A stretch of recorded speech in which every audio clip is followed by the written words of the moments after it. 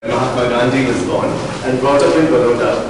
I've got loads of relatives and friends living in different parts of the West, and as a child they had their trips, traveling foreign lands, coming home and sharing all these experiences and stories and all.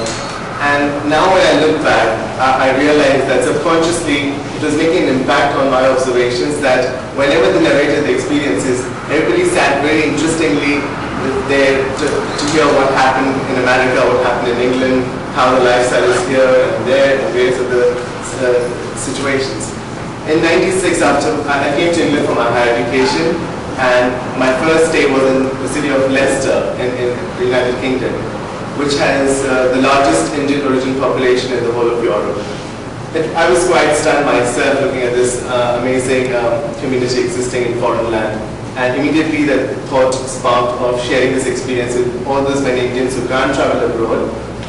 And also it would be an awareness raising project for them to see the significance of their own community in foreign lands. Now the main aim of this exhibition is to establish a visually recorded history before the year 2000, before the millennium. And it has, I started with that, and now when I look back, the work is really playing its role. If you see this Golden Mile, this is a 1 mile long stretch road in Leicester, and it is called Golden Mile because it is claimed that the largest amount of gold is sold on this street in the whole of Europe. And it's just flooded with loads of Indian jewelry shops, gold jewelry shops.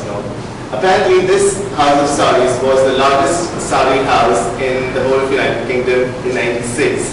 Now it is broken down to numerous shops, and hence that's how it plays a role for the coming generations to see how the city existed. Loads of other shops, if you see the sweethearts or the restaurants, within just a period of 3 to 4 years' time, they all have broken down, they've changed, and it is showing how the transformation of the community is happening.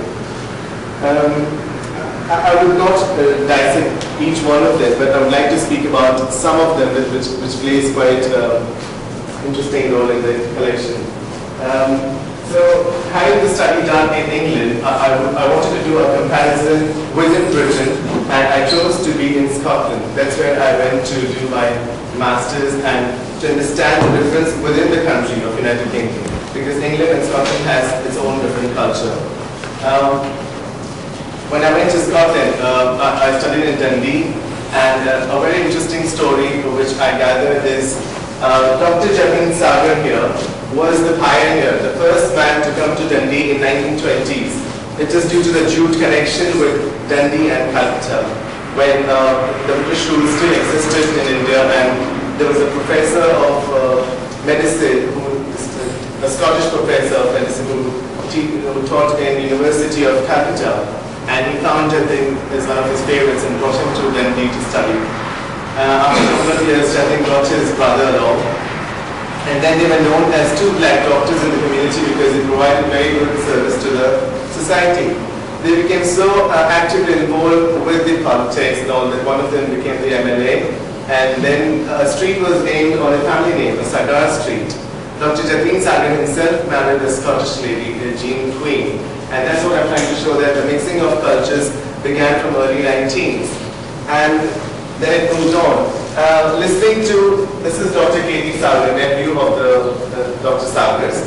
Listening to Dr. K.D. Sagar, I gathered that there were events, there were evenings, there were situations when Dr. Sagar and his wife used to cross-dress and go around, as in culturally different dresses and play around. And I thought, listening to that, I got a smile, and I thought it was a very interesting thing. Now, I may not be able to find such things happening on the street.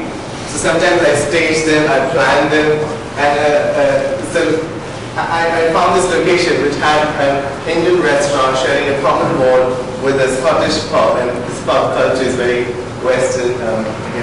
So it's just a subtle backdrop which I thought I wanted to use. Again, the Edinburgh Festival, the mixing of cultures and scene. The other two images which I especially would like to speak is the bent knees. This is in New York City. I think that many Indians who migrated in the early 19s or mid-19s and tried to retain aspects of Indian culture, which is more traditional than it is possible in contemporary India.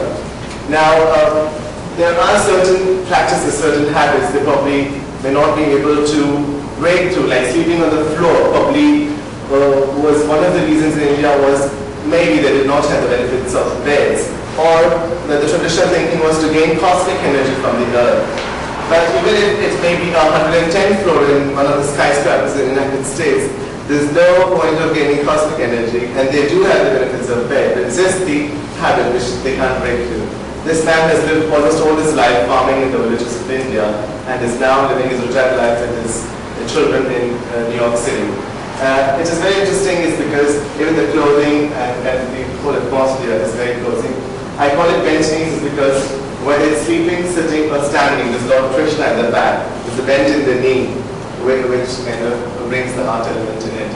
Now this happened in 1997, and while traveling around, I was in Germany in 1999, and it just brings an artistic echo that it was not deliberate, but when I saw this composition, which is Professor Srinivasan's favorite and mine as well, is that I've called it bent elbows, and again there is a echo of Lord Krishna standing on the back, which has a bent elbow as well, which brings the whole totality that no matter, though I work in different families, in different countries, in different environments, but the collection remains all together in my mind, recorded subconsciously. It keeps reflecting when I'm working to put it all together. Again, the taxi driver is again a very interesting thing is that many Indians who migrated in the early 19th or mid-19th probably did not have much benefit of education, and they were quite a lot of Indians who got into cab driving, which you could see even now in New York, in London City, and many other top cities.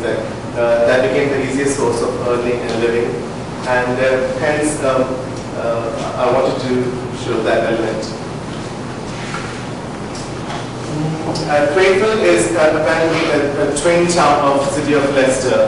Krefeld is in Germany, which was announced in 1961 as a twin town of Leicester, which has a very small Asian population, just about 2,000 altogether, which includes the Pakistanis, Bangladeshis, Sri Lankans. So it was a very interesting study. I was sent by University of Glasgow to extend my research because having said that Leicester has the largest Indian origin population, and Krefeld having just a small section of Indian, how the lifestyle could differ, and it was an interesting experience. It becomes very difficult and challenging to convey such a big message through just a photograph and a visual image to say what happens to Indians living abroad, or what is the lifestyle and all. And so each one of them play a different role and conveys a different story, which altogether brings out as one. After doing the study in England, Scotland and Germany, I also wanted to do a research in other part of the West, because that was like Europe, and I thought probably having a chance to explore in America, which has a huge attraction of South Asian population. So I came to New York and then extended it towards to Canada. Again, the most beautiful thing which happens is the grandparents in most South Asian families who are retired and living at home, and their day-to-day activities, that sitting down on the floor, all of them preparing, it's just everyday lifestyles, cooking things and the clothing and all. And then again, coming back to the temple scene, that's where my most researches start. That when I go to a new foreign land, and I don't tell anybody, I go to a Hindu temple, because that's where I get my whole target. I get one connection, and that brings me to the entire Indian community close to work. That's about it. Great.